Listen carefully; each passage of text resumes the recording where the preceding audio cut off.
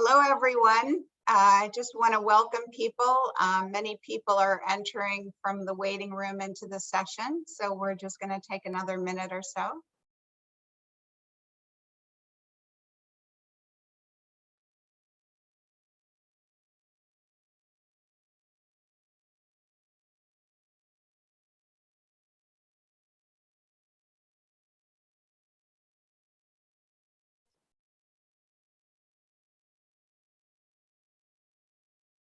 So Matthew, would you like to start the film?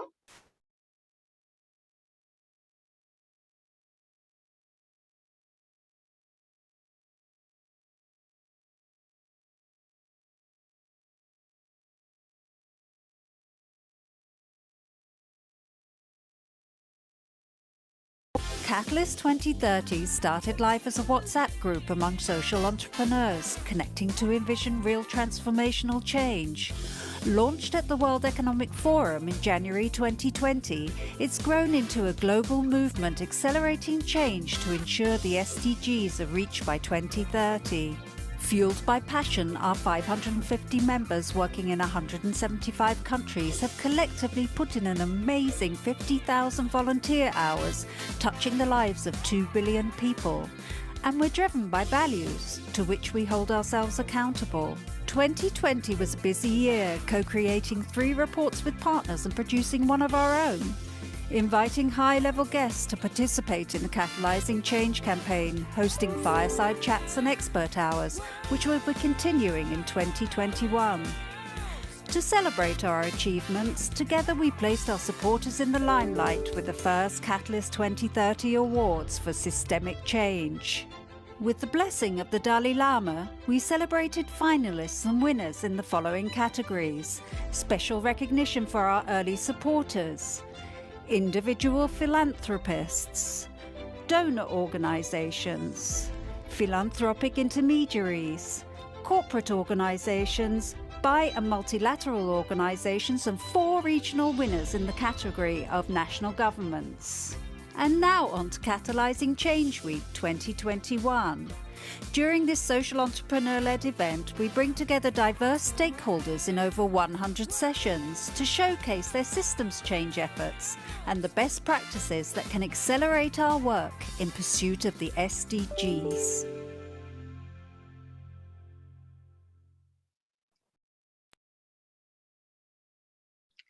Welcome, everyone.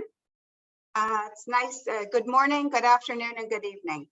My name is Heather Grady, and I'm a Vice President at Rockefeller Philanthropy Advisors and our practice lead on the areas of environment, rights, and global development. Rockefeller Philanthropy Advisors and our initiative, Scaling Solutions Toward Shifting Systems, is pleased to be co-hosting this session with the Chandler Foundation and Tim Hanstad, their CEO. Many of you know Tim, perhaps all of you know him. He's well known. He's been a leading social entrepreneur, co-founder of Landesa, and now CEO of Chandler. Tim and the foundation have been very involved with Catalyst 2030, as have many of our panelists today. Tim hosts a donor working group whose vision is a world where the funding community is embracing a systems mindset, as well as giving more effectively, generously, and collaboratively to achieve the Sustainable Development Goals. This set of donors are also committed to effectively embracing, practicing, elevating, and promoting the 5 core principles of systems change that are outlined in the Embracing Complexity report, which builds on the recommendations from our initiative at RPA. We'll be sharing more information on these with you as a follow-up to this session. And you might be asking, how do you define systems change? This group, this panel, this group of speakers, these organizations. You will see during this session a tagline running across the screen that shows our definition of systems change, but there are more than 1,000. I'd like to also introduce our panelists before I hand over to Tim. Kathy Rich is the director at the Ford Foundation of the BUILD initiative, both in the United States and in 10 regions around the world. BUILD is an essential part of the foundation's strategy to reduce inequality, a strategy that arises from the conviction that healthy civil society organizations are essential to driving and sustaining just and inclusive societies. Maya Winkelstein is the CEO of Open Road Alliance, a hybrid philanthropic and investment initiative focused on advancing solutions to keep impact on track. In her role, she's responsible for the organization's overall strategy and management of the global Open Road Alliance team. Boorstin is the managing director of the Osprey Foundation and leads their programming on water, sanitation, and hygiene, as well as cook stoves. In addition to managing a portfolio of grants and impact investments, Lewis works to advance these sectors through wide-scale systems change. And last but not least, Kim Wright-Violich is the president and CEO of Echidna Giving. She brings over 25 years of innovation in philanthropy, charitable giving, and impact investing to their work. She helped Craig Silverstein launch Echidna Giving in 2011. We want to know who you are too, so please feel free to pop into the chat your name, your organization, and where you're based. Tim, over to you. Thanks, Heather, and thank you for your effective leadership in the philanthropic sector. Hello, everyone. Glad to be with you today. Glad you've joined us for this discussion. As Heather mentioned, I spent more than 30 years as a social entrepreneur, aiming to transform land right systems as a co-founder and longtime CEO of Landesa. And in that role, of course, I spent a lot of time fundraising, a lot of time with donor partners, and learned a lot about what I saw as good and not so good donor practices. In the last 2.5 years as leading the Chandler Foundation, representing a core partner founder of Co-Impact, getting deeply involved with Catalyst 2030 and RPA Scaling Solutions Toward Shifting Systems initiative, I continue to learn. And of course, changing the philanthropic funding system requires much more than learning. We need to turn that learning into action. We need to change practices, but more importantly, we need to change mindsets, power dynamics, and feedback loops. So I'm delighted today that we have this opportunity to gain insights from our terrific panel, from all of you in the audience, on how we, and particularly we as philanthropic donors, can move along our learning and action journey to better support transformational systems level impact. Here's how we're going to spend our time today. About half of it will be in this moderated discussion with our panelists. And during that time, I encourage you in the audience to submit questions using the chat function. We'll get to at least some of those questions later. And we also have a couple of poll questions for you, the audience, and we're going to start with the first one now. So if we could tee up that first poll question, please. On a scale of 1 to 10, where a perfectly balanced power dynamic between donors and doers meant that each side had a power of 5, how much power do you think donors hold in a donor-doer relationship?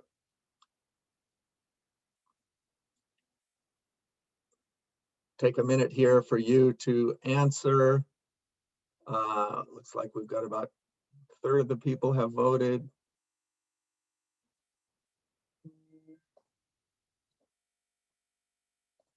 Wait a minute more.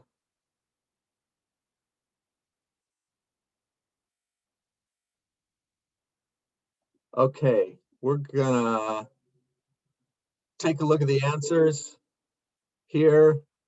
Well, we've got a range. Oh, they're only first showing up. Can we show all of the poll results, please?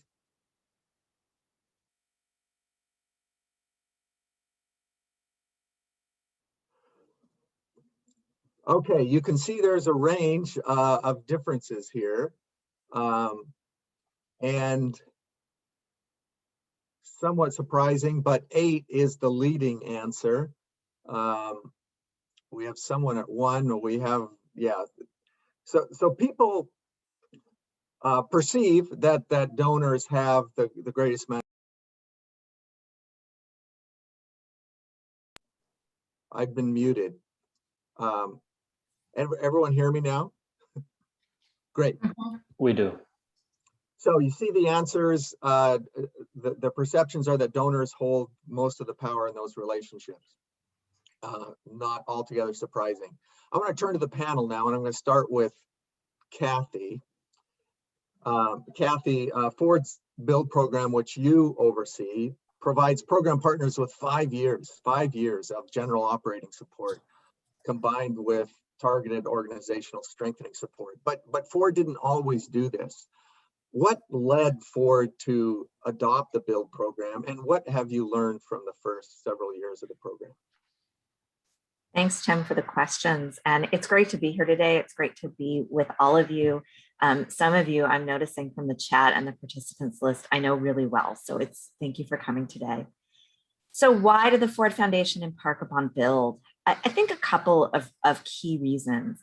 The first is that Ford Foundation's leadership, Darren Walker and Hillary Pennington, as well as many members of our board, have themselves actually run nonprofits. So they're quite familiar with the systemic barriers that NGOs face. And they realize that sometimes the biggest barrier can be short-term and highly restricted funding. So that was reason number one. But reason number two was that when Darren went out and started listening to and meeting with NGO leaders all over the world, hundreds of our nonprofit partners, he did learn from all of them that how we fund is as important as what we fund. And that Ford's practice back in 2015, only about 36% of our grant making was unrestricted support. And most of it was a year at a time. And what our partners told Darren was that this practice of 1 year highly restricted grants was helping to keep them on a treadmill of short-term thinking. It was making it difficult for the partners to innovate, to take risks, to pivot, to learn, to scale. In other words, we were not supporting our grantee partners in ways that facilitate systems change. So in 2016, we launched the Build program.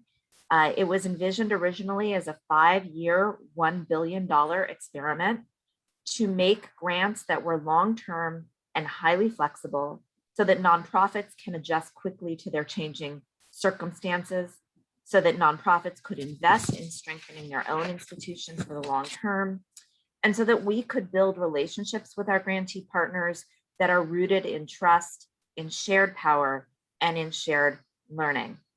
Well, I don't think that any of us could have predicted back in the summer of 2016 when we were making the first grants what the last 5 years would have been like, that we would be seeing growing authoritarianism around the world, that we would be seeing a racial justice reckoning in the United States, and that we would top it off with a global pandemic that right now is ravaging India and Brazil, and our hearts are very much with people around the world who are suffering and have been suffering from COVID for this past year. So you asked what we've learned. I think the biggest lesson we have taken from the 5 years of Build is that this type of grant making works. It works in most cases, it works for most kinds of organizations and networks, and it works in almost every corner of the world. So far, we have made more than 340 Build grants in 33 countries. We have been engaging in an ongoing independent evaluation throughout the Build program, and that evaluation shows that we are generating results. Build organizations are better able to plan and execute on their missions than before they received Build support. They are more financially stable, and they are more successful in leveraging support from other donors. They are better able to compensate and support their staff. It's a little early to assess the long-term impact of these grants on inequality and systems change, but the evaluation does report that Build has already contributed to numerous wins, including successes in police accountability, increases in local minimum wage levels, formal recognition of Indigenous peoples' land rights, and increases in public awareness about the impunity of governing elites. Based on these strong results and the incredible feedback that we get from our grantee partners, the board has decided to renew Build for another 6 years and another $1 billion, so I get to stick around for a little while. Great, thank you, Kathy. I'm sure that many in our audience are happy as I am to see that this great new innovation has been extended for another 5 years, and hopefully we can see it even beyond that. Maya, the Open Road Alliance, your approach recognizes that the road to impact for social entrepreneurs is not predictable. It's not straight. It faces unforeseen obstacles, and you have decided to fund in what I think is a very innovative way to provide very fast and flexible funding when organizations face very discrete and unforeseen financing gaps that threaten to derail their road to impact. Can you give us an explanation of why you decided to go that route and how it fits in a kind of a systems change context? Yeah, absolutely. I mean, as you described, our criteria and our focus and the filter that we apply to our investments, whether it's grants or loans, so we're both in the philanthropic and the impact investing side of the table, is different from a typical family-led, private donor-led foundation, which is what we are. Rather than pick a place in a thing, we actually started in some ways with a systems change approach and said, okay, let's look at the system, where's the gap? And the reality is, as you described, is that the world is unpredictable and nonprofits and social enterprises aren't immune to that. And yet, as Kathy just described, for so long, philanthropy has structured itself in a way that didn't allow for organizations to build their own resilience to handle the natural ups and downs of the road to impact, global pandemics aside, even just in the day-to-day ups and downs. So that is really what we focus on. And at this point, I think the systems change approach for us really falls in two places. The first is at a deal level. And the reality is we are, like every other funder, do have to make choices about who we support and who we don't, given the limitations on our available assets. And so we do, I think, like a lot of funders, both on this call and around the world, prefer to invest in organizations that they themselves are intervening at a systems change. So going back to the definition using today, we want to invest in organizations that are addressing root causes, that are scaling, that are, not just having impact that doesn't really go beyond their own four walls. And for us in particular, that's critical. A shortcut that we use sometimes to describe our funding is we're the emergency room of impact. That's sort of what we do. And when you think about that, and when we sort of realized that as we started doing this across geographies, across sectors, right? So you see, oh, wait, this isn't just a sub-Saharan Africa issue. This isn't just an agriculture issue or healthcare issue or human rights sector issue. And again, I think that the sort of siloization of our sector makes people sometimes mistake what is a system-wide issue for a sector issue. What we saw as the emergency room is, as we started to grow and do more and more, there was this realization, and to continue the medical analogy, if you are an emergency room, you don't actually want to grow. You don't want more people coming to the emergency room. That isn't a sign of impact and success. And even more specifically, we did the analysis, and we've continued to do the analysis over nearly a decade now, of who is coming to our emergency room, what problems are they presenting with. And what we found several years ago when we started tracking this data, and it's remained true, is that roughly 50% of the reasons that people are coming to us for emergency support, it isn't global pandemics, it isn't hurricanes, it isn't acts of God, it's funder-related obstacles.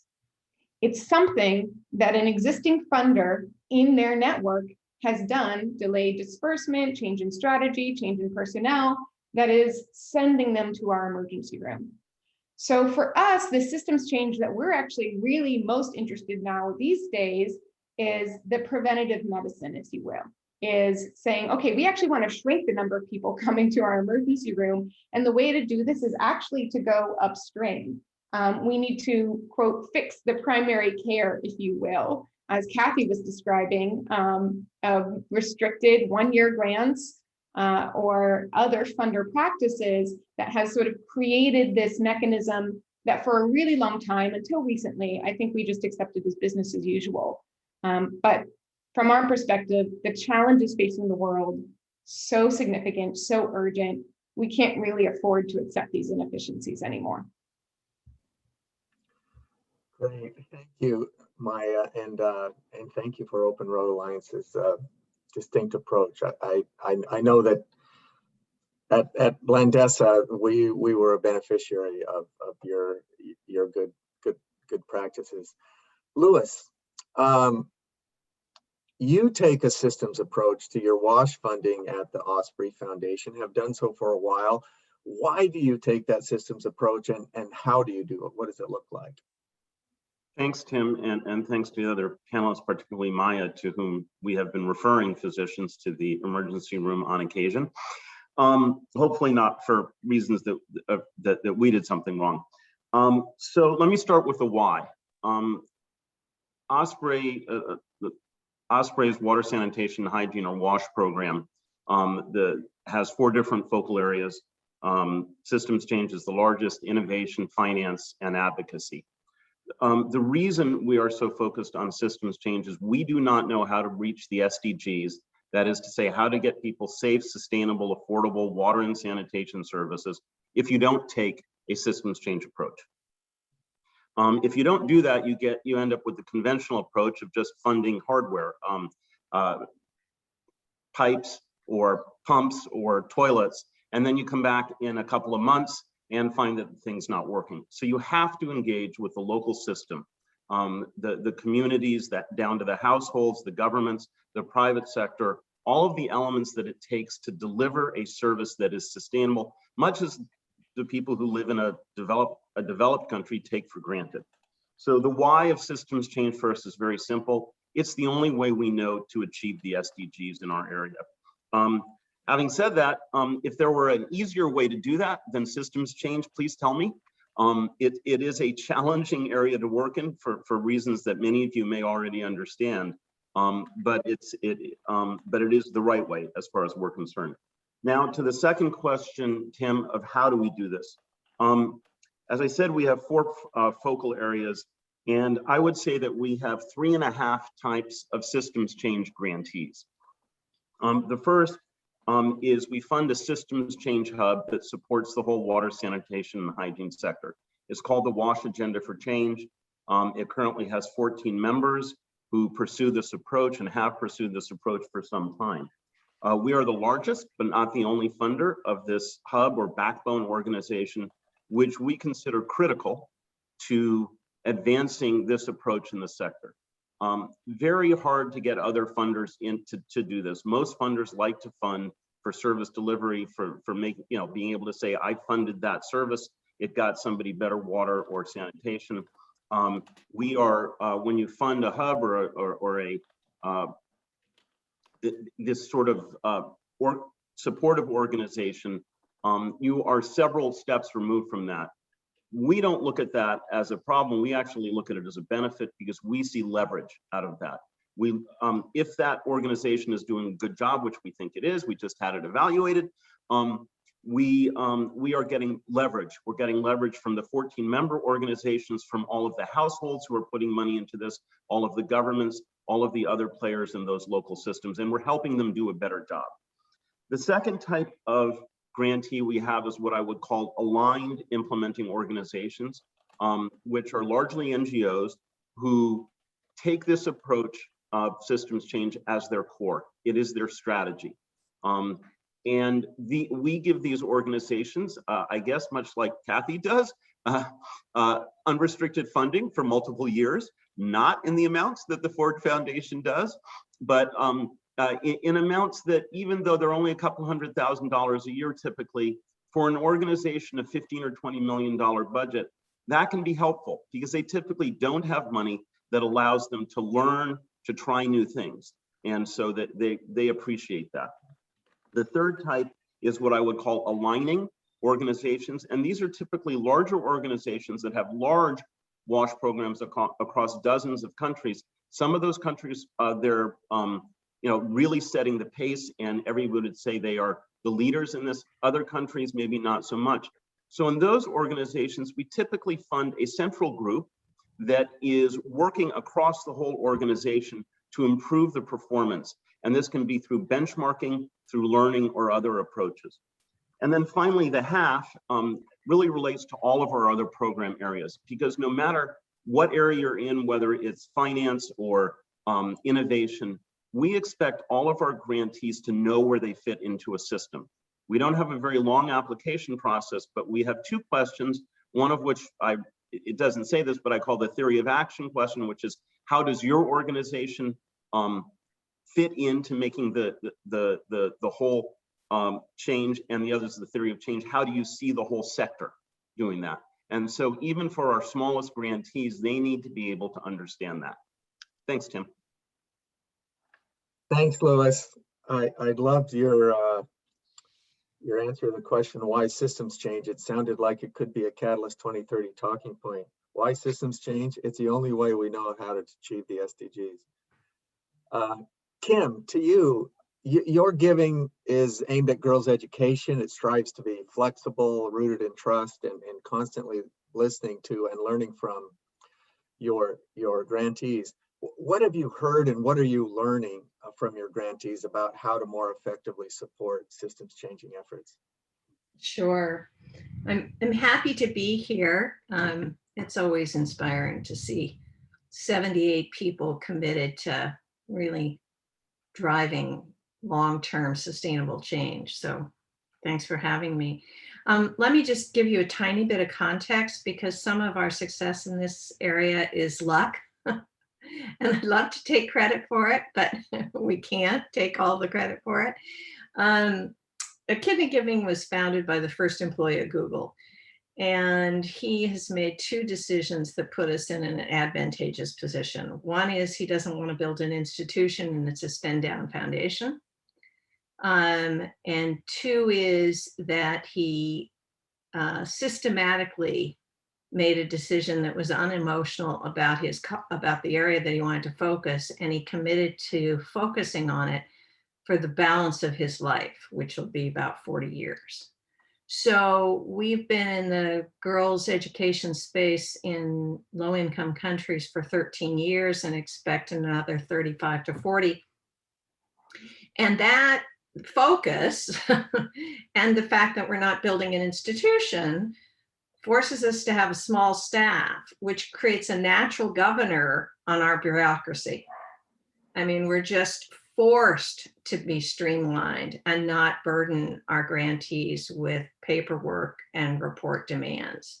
And we cannot micromanage our grantees because we're small. So I'd love to say we get credit for it, but that part of it, I don't know that we get a ton of credit for.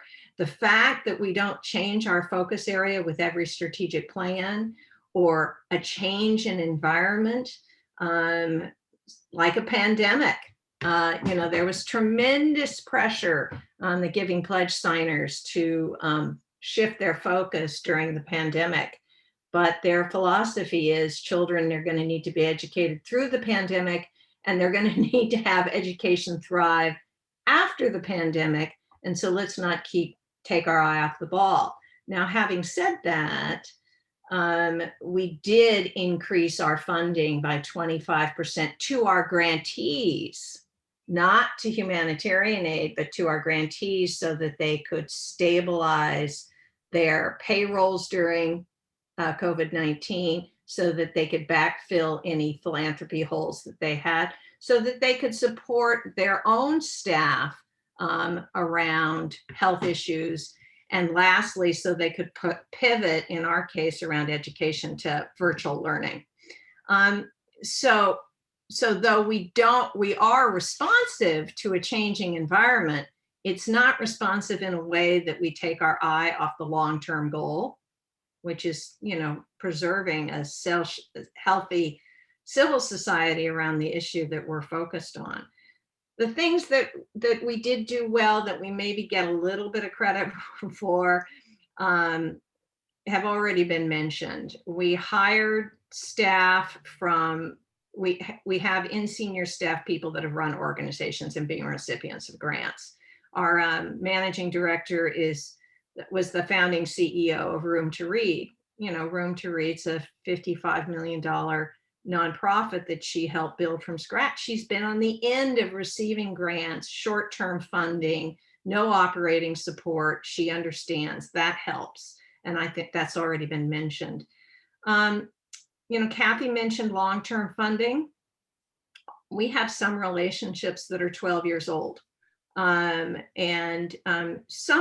longest grants we have are 5 years, but we're really clear to people that, you know, you sort of go through a relationship building phase for like 2 years, but once you're in the portfolio, chances are the relationship will continue. If we pull out of funding, you know, like a lot of foundations, we have a very deliberate communicative process that's about 18 months so that nobody's surprised, there's no precipitous end. The other thing that I think that we've done well is make bigger bets. And, you know, we're going to probably grant 700 or 800 million over the next 40 years. That's not a huge foundation. That's sort of a mid-sized foundation. You know, we're granting about 25 million right now. We're increasing to 50 million a year. And that's not big enough to make the kind of bets that you hear MacArthur or Ford or Gates making, but in our space of girls' education, we can make big bets. And I think if you're going to make system change, Brookings did some research around scaling, and the mezzanine funding area that gets you from startup to scale is the paucity in funding. So you've got to be prepared to do some mezzanine funding. And then the last thing I think we get a little credit for is hitting all the marks, which is not just funding implementation, but funding research and funding advocacy. And we don't fund advocacy directly. I mean, we don't do it. We fund it through our grantees. And maybe I should mention one other thing. We set very, very targeted goals for funding organizations that are headquartered in the countries that we're working. And for us, that's mostly the global South. And so we've even though all our grant making is oriented there, we found we were too often funding global organizations not headquartered in those regions. And so we've done that as well. Thanks, Tim. Great, thanks, Kim. Wow, yeah, focus, proximity, having practitioners as leaders. I mean, long-term funding sounds like very strong ingredients. We're going to move to a second poll question for you, the audience. And this one, the background for this question is that making changes within philanthropic institutions is not, philanthropic institutions aren't monolithic. They can be their own internally contested spaces. So the question is, within philanthropic institutions, what do you perceive as the greatest source of resistance to changes that would lead to more effort support for systems change efforts? So if we could tee up that poll question, please. Where is the most resistance that you perceive to the types of changes that we need to more effectively support systems change?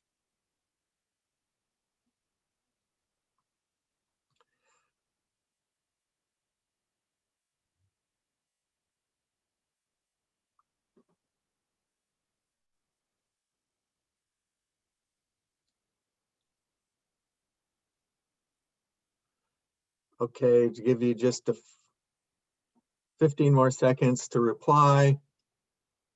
And just watching these numbers in real time, boards by far the leading, and then program officers afterwards, followed by principals and then C-suite. So yeah, Heather, this will be something that we can take this information back to the initiative around the scaling solutions towards shifting systems, because if we're going to make change, we have to recognize where that resistance is, not just perceived but actual, and then what changes are needed to spur the change. Thanks, audience, for those those insights. Moving to a second round of questions, and I'm going to have to ask each of you panelists to be very, very brief on this round so that we can get to questions. Kathy, back to you. One area in which your institution still could be better in supporting systems change efforts. You've made steps forward, but what could you do? What could you do better, and what might be an obstacle to making that change? It's hard to name just one.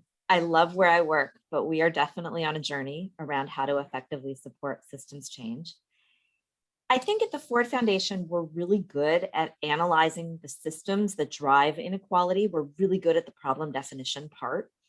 I think one area in which we could improve is in identifying the leverage points in the systems where our funding could make the biggest difference. And one of the reasons that we're not better at that is I don't think we involve our grantee partners enough in our analysis, in our agenda setting, or in our strategy development. And I'd like to see our grantee partners at the table when we are developing strategies and our grant making plans and defining what we think success looks like. I'd like to see the grantee partners actively engaged as thought partners in figuring out the highest and best uses for our funding. And we are experimenting with a more collaborative approach to strategy in our disability program and also in the build program that I direct, where we regularly survey grantee partners about their experiences in build, and where we're using grantee focus groups to inform the design of the program's second phase. But we have a long way to go. I think the greater co-creation with our grantee partners is an area where I hope Ford is going to grow significantly in the next couple of years. Thanks, Kathy, and thank you for your transparency and vulnerability in taking a question like this. I love it. Louis, what do you see as among the obstacles generally that prevent funders from more effectively supporting systems change efforts? Probably the first one is the funders themselves. I sort of think we got to own this, and the panel seems pretty already to understand that, as judging from the chat to a lot of people who are participating in the session. You know, one of the issues that came up in the chat is this issue of attribution versus contribution. A lot of funders still fund in order to be able to attribute. I funded that well. I funded, well, no, most people don't say I funded that toilet, but you get the idea. And what you really need is funders who fund for contribution. They really have to understand that the organizations that they are supporting are part of the system. Two other quick ones, given our limited time here. There are a lot of challenges to organizations operating on the ground to work in a collaborative way. I have found a lot of folks who work at the district or the country level in the organizations that we support who really want to do this, but it's not always easy. Certainly the way they get funding in their organization is one problem, but there's also a lot of other problems. Perhaps the government isn't used to working that way. Perhaps other organizations aren't used to working that way. There is a need for what some people call systems leadership, for training in how to be a systems leader. And the third and final one I'd cite, and there are plenty of others, is sort of as a combination of those, which is there are internal organization incentives within a lot of NGOs that make this hard. It's just not necessarily what's rewarded. And if you can, you know, one of the things we do is try to work with our partners to help them to do a better job in this area. But again, often they'll say, well, if all of our funders, you know, had your approach, that'd be fine, but they don't. This is what they want. So quick answer to a complicated question. Thanks, Louis. Good insights. And I know that you have a much longer list of obstacles. I'm sorry we've run out of time, so you couldn't share them. Maya, earlier we asked the audience about the power dynamic between doers and donors, and we haven't really discussed that, but how do you see that imbalanced power dynamic as being related to this topic, and what, if anything, is needed to shift that power dynamic, and what is the role of donors in shifting that dynamic? What can they do? Yeah, absolutely. I mean, the power dynamic is everything, right? Power is everything. I think one of the things that my fellow panelists are sort of getting at is owning what we have: money, Money is power in our world, in our systems at writ large. And we need to own that. And I think that, you know, systems change, it's behavior change, right? That's fundamentally what it is. And behavior change, as you know, Lewis knows, and anybody who's in the wash sector, is incredibly hard. And it's very, as hard as it is to get someone to wash their hands or floss their teeth, it's the same level of complexity for donors to change behaviors and change the way they think. It's the same Homo sapien brain in there. There's really nothing that separates any of us on the panel or our bosses from the ultimate beneficiaries, you know, that we think of as, quote, downstream. So it comes down to how you power and how you perceive yourself. I think that the experience, certainly here in the United States and partly globally, that we've all gone through in the last 12 months, this reckoning around justice and really just around equity, is probably the best chance we've had yet to shift some of these fundamental mindsets that are driving behavior. It's not about you. It's not about ego. It's not about legacy. You don't get to decide. It's your, sure, it's your money, but if you've said you want to engage in this problem, it doesn't mean that you get to make all the decisions about it. And I think that recognition, which Lewis and Kathy is talking about, is starting to address that and change those power dynamics. But at the end of the day, right now, we still have the power. And as long as our global economic system works the way it does, the person with the assets is going to have power over the person who needs the assets. And we just need to be honest about that. And what that means is donors have to take the first step. The solution is a bridge where we meet halfway, but it is donors who have to take the first step. And then I also encourage the doers to be brave and meet us halfway, because it is a shared responsibility. Thanks, Maya. And I can almost hear all of the muted doers in our audience clapping to those words about power. Kim, quickly, what are one or two things that you think every foundation, or virtually every foundation, could be doing to help support systems change efforts? Well, I think a lot of the things that, the one or two things I think we talked about. I mean, I think long-term funding, stable funding, unrestricted funding, bigger bets, less bureaucracy. I do think there's and I do think the recognition thing is important. You know, one of the reasons we've got this silly name, Echidna giving, which for those of you who don't know, that's an animal, is because our donor doesn't want to be highly visible, which again is pure luck for the staff, because that does set up a slightly different dynamic. But I think we're about ready to face some challenges, because we just came up with a gender marker to evaluate where our grantees are from unintentionally gender to transformative gender over 4 levels. And the minute we start asking for information that they don't have to provide other donors, increases their burden. And the minute we start asking that information, it implies that there's a set of priorities that we have that may not match their priorities. And so I think we're going to feel some tension as we move in that direction. As we try and improve our own work, how do we match the grantees' priorities with ours and not impose our own priorities on them in a way that creates burdens for them? So I think we're facing some tension there. I don't know if that was anything new or insightful, but I think there's some natural tensions that occur no matter how well-intended you are. No, thank you so much for that, Kim. We do have time for a few questions, and we've got one here. Sorry, I'm pulling it up. About funders working in isolation. So most funders work in isolation. Is it possible to work on a systems change approach at the donors level, where donors get together to finance systems change efforts, various donors, various doers working together. Well, Tim, I'll say something about that. We make partially because we've got such a small staff and we want to leverage other organizations' due diligence. We do a lot of donor partnerships and co-funding, but the goal there for co-funding is to take the burden off the grantee so they're not having to put as much energy in fundraising.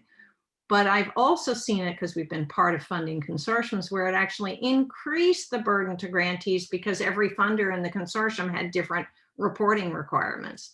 So if you're going to co-fund, you don't want to burden the grantees with, 5 different funders' requirements. You have to somehow come to agreement with a common denominator, and hopefully that's the least common denominator, not the highest common denominator.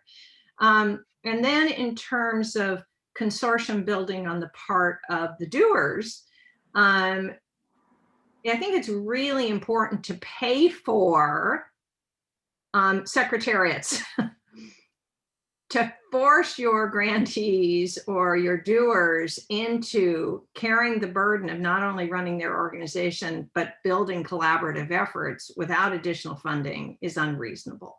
So on the funder side, I think you gotta come at it from the perspective of not adding to the burden, but easing their burden. And from the doers' perspective, you gotta fund their coordinating efforts. I'd just like to add onto this real quickly as well, because it's something we've wrestled with deeply in collaboration. I talked about sort of the preventative medicine, trying to get donors to change their behavior. We've been at that for 8 years now, and it's hard, right? It's tough. We haven't had a lot of success in getting people to change their budgets and create your own emergency room, for example. And one of the things that we've actually found recently, and I do think is important to keep in mind, is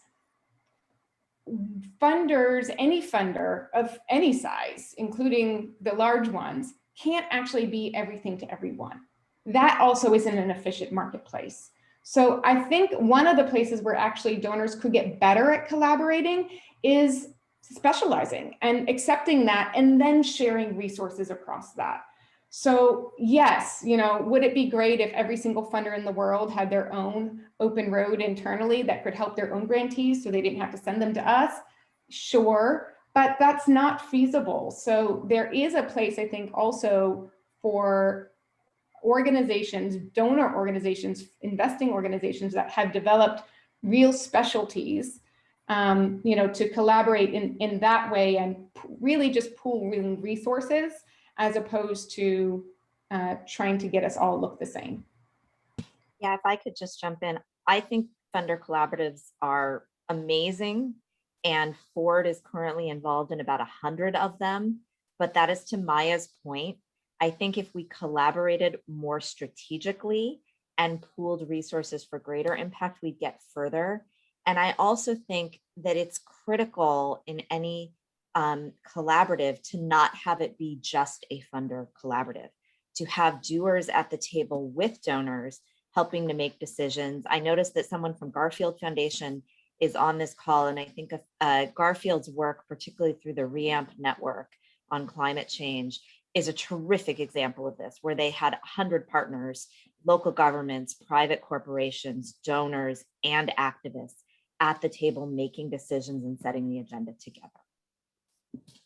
So I will just jump in quickly here, Tim, with practical. When I said we have an advocacy area, that's mostly wholesale advocacy to the trade, which is to say to other funders.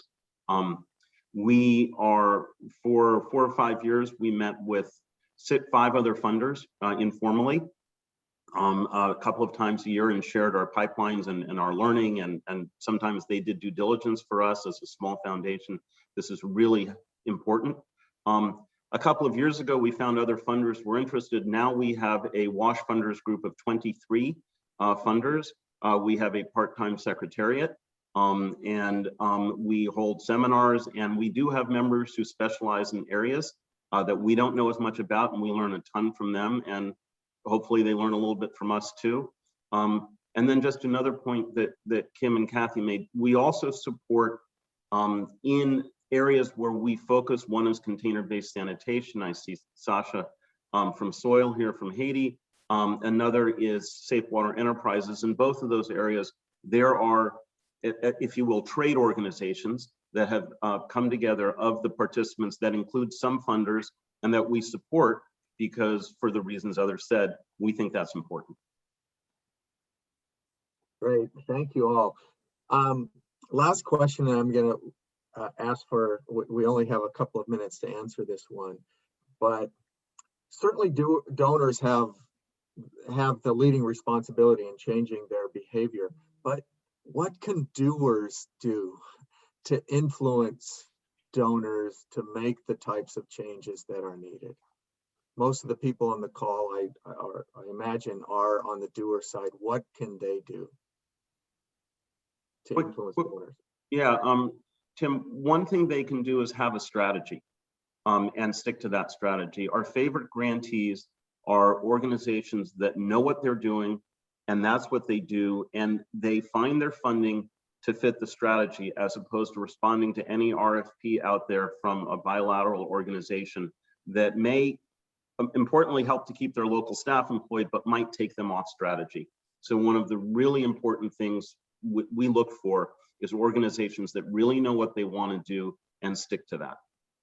But that's hard. I mean, there's reasons folks don't work that way, which is it's easier to get funding if you don't. I would also add on to speak up. I realize it's hard to say, oh, just be brave and speak up. But there really is a reality to that.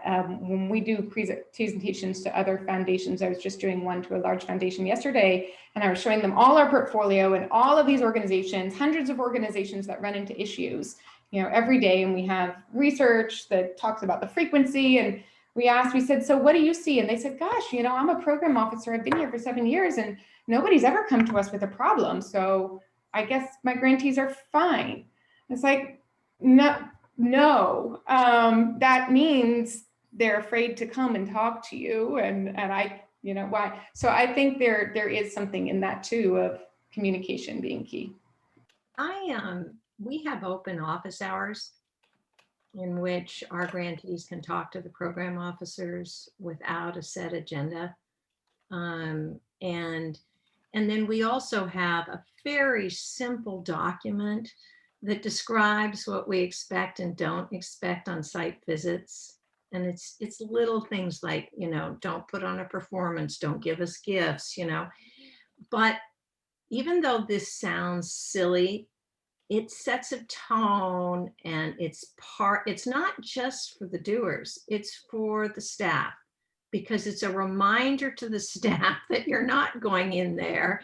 You're not doing a visit as some kind of visiting dignitary.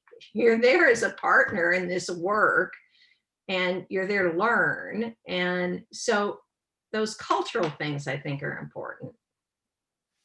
Yeah, great. Well, we are running out of time. This is it's a rich discussion. And thank you, panelists and audience, for sharing your insights.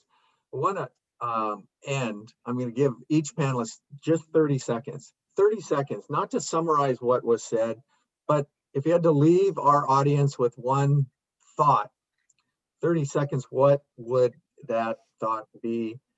And then once they get done, Heather, I'm going to ask you to spend 60 minutes kind of wrapping us up. So in this order, Kathy, Maya, Kim, Lewis. Kathy. My one thought would be focus on the system that you want to change, not on your own institution. The foundation should never be the story. The change you seek should be the story. Great. Maya? I would sort of paraphrase that and say that if you're interested in being a donor or being a doer that is focused on systems change, this shortcut always works for me. What's the problem? What's the solution I want to see? The rest is logistics. Thanks, Maya. Kim? I would say that fear too often drives decisions. And I'm talking about program staff and senior staff and CC staff and board of directors. They're frightened about making a mistake. And those mistakes are what drive short-term funding, smaller bets, bureaucracy, herd thinking. So recognize when fear is driving a decision and try and back away from that. Great, good advice. Lewis. If you're a funder, understand contribution instead of attribution. If you're a doer, know where you fit into the system and be able to articulate that.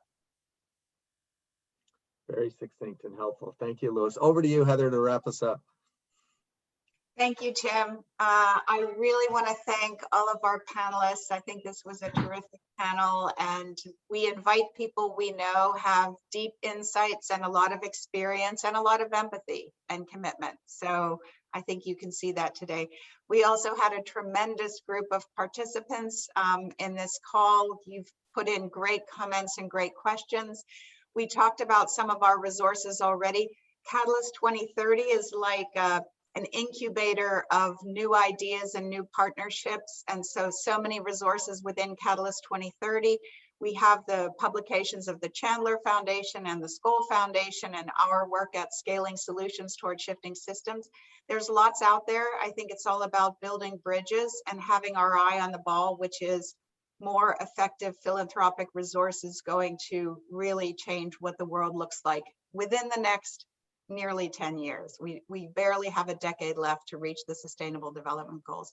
So thanks again to everyone. We know many people are going on to a session, so we're going to give you time for a quick break, refresh your drinks and so on, and hope to see you at another session this week.